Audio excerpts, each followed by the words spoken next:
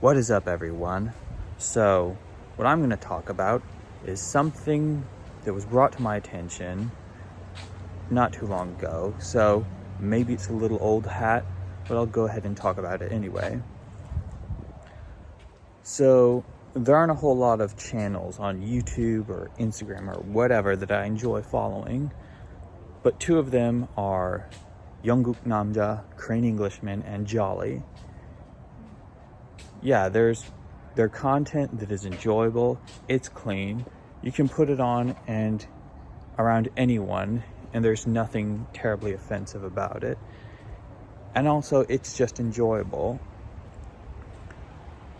So anyway, about a couple weeks ago, I'm on Ollie Kendall's Instagram account, and I see a picture of him and his family like hugging, and like there's some great big tragedy.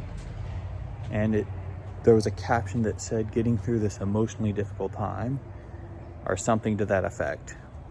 So I'm like, I have no clue what's going on. So I'm like, the first thought I had was, okay, it's on Ollie's Instagram page, it's his family. And then I thought, oh shoot, did something happen to his dad or something? Because I heard that COVID cases were on the rise over in England. I'm like, oh, don't let that be the case. So I go to YouTube, I type in Crane Englishman, Jolly, and apparently there is some controversy regarding them and a visit to Korea. So I watched the video, and Josh is very conciliatory. He defers to the critics, or at least that's how I saw it. He sets the record straight. So apparently, to the best of my knowledge, what happened is him and his wife went over to Korea, and it was his wife Gabby Gook's birthday, and they had friends drop off presents and food and stuff at their front doorstep, and they made a video about it and they posted it. Well, apparently some people weren't too happy with that, and there was a response on the internet saying, "You've ruined all the hard work in managing COVID and trying to come back from that."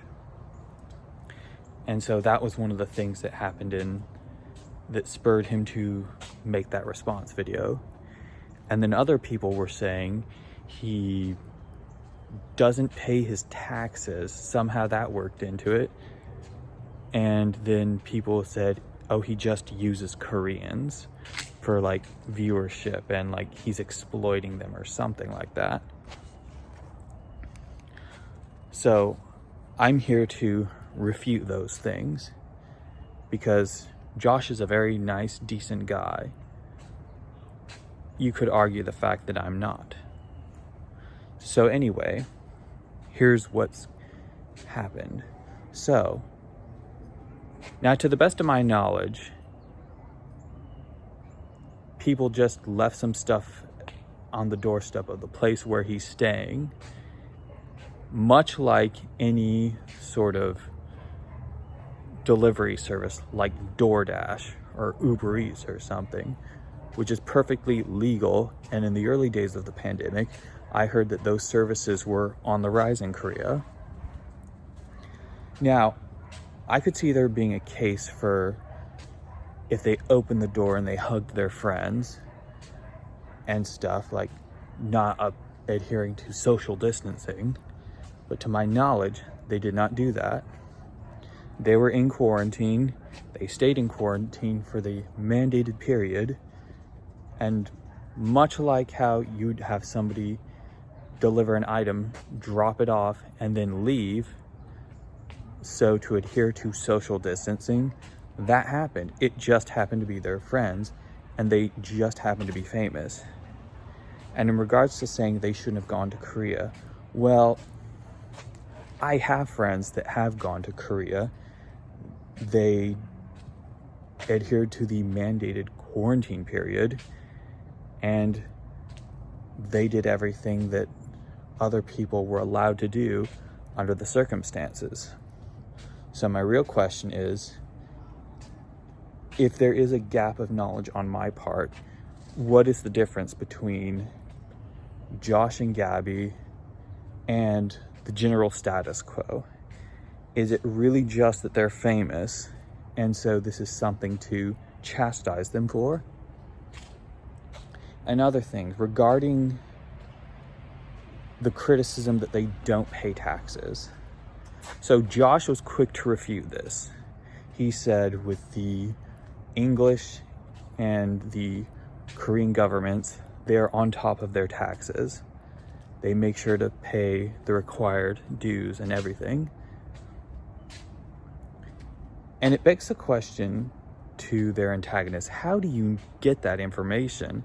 How do you find out whether they did or not? And it just feels like speculation. The thing about these guys, Josh, Ollie, all of them, is they're very much on top of things. I remember not too long ago, they were looking for a translator for their videos to make the subtitles. And when I hit the link, because I had a few friends who I thought, okay, this might be up their alley, it was very detailed. They even had like a health plan. And so yeah, they're not just some kids on YouTube who are making videos. This is a professional, legitimate enterprise. So it stands to reason that if they're going to be that,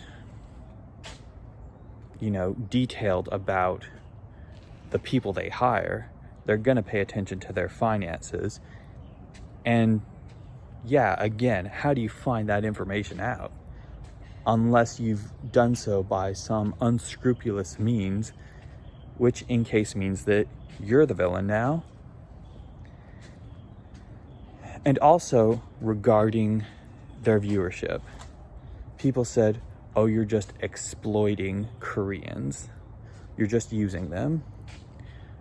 Josh was quick to point out that about half their viewership is from Korea or people who are Korean, and that a good decent amount of it, like the other half, is international, that people from all over the world enjoy their videos. Now, I don't doubt that there are some YouTubers who there are exploiting an irregularity of like, oh, hey, look at me, I'm a white guy speaking Korean, isn't that crazy? Because it doesn't usually work that way. In fact, the way I discovered Korean Englishman was, at the time I didn't know of anybody else who was trying to learn Korean. I try to, probably not that great. I still need a translation headset at church. But I just typed in white guy speaking Korean and he was one of the first people that came up. So anyway, there are some people who are probably using that sort of gimmick. I don't think that if you've listened to Josh tell his story about how he grew up and his life experiences, you would know that this is not the case. And I would counter this point. In Korea, there's a TV show called My Neighbor Charles, which deals with foreigners living in Korea, learning the language, going about their daily lives, adapting to the culture. I enjoy this program, but I think there's a much stronger case to say that they are exploiting the foreigners on their show. I don't think that they are, but I think there's more ground for that argument than there is for the argument that Josh Carrot and his friends are exploiting Koreans. Most Koreans I know, they're smart, and I feel like if they were being exploited, they'd be smart enough to be able to tell so.